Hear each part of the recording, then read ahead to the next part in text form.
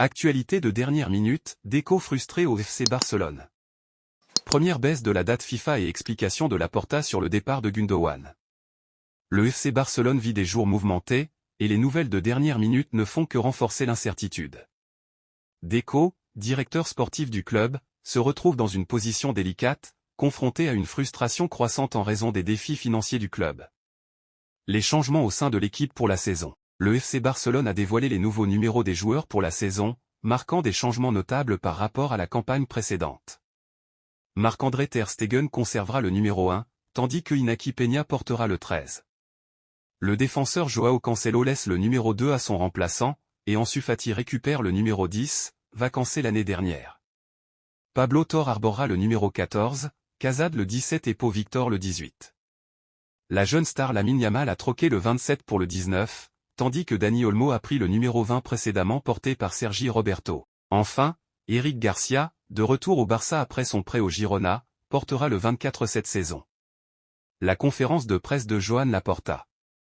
Le mardi 3 septembre, Joan Laporta, président du FC Barcelone, a tenu une conférence de presse où il a abordé plusieurs points cruciaux concernant le club. Il a expliqué pourquoi la décision avait été prise de se séparer d'Ilkay Gundogan, un joueur clé de l'équipe.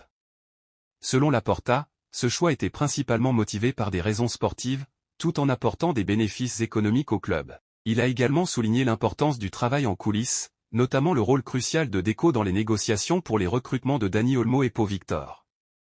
Les relations avec le Real Madrid et le Cas Negreira.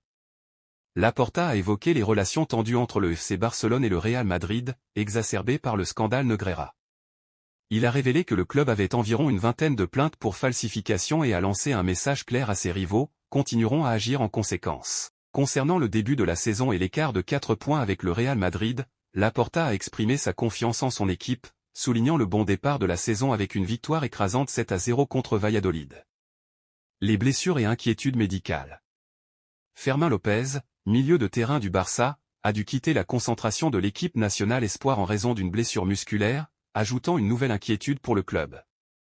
Sa blessure survient après un été chargé de compétitions internationales, et bien que non grave, elle pourrait affecter le début de saison du Barça. Pablo Torre, initialement non sélectionné, prendra la place de López en équipe espoir. Deco face à des défis grandissants. Deco, dont le rôle de directeur sportif s'avère plus compliqué que prévu, est confronté à des difficultés financières majeures. Malgré ses efforts pour recruter des joueurs comme Dani Olmo, le manque de liquidité a conduit à la perte de plusieurs cibles importantes. Les frustrations parmi les supporters augmentent, avec des appels croissants à son départ sur les réseaux sociaux. Les tensions internes, les obstacles financiers et le manque d'autonomie dans la prise de décision mettent Deco dans une position précaire, le poussant à réfléchir sérieusement à son avenir au sein du club. Conclusion.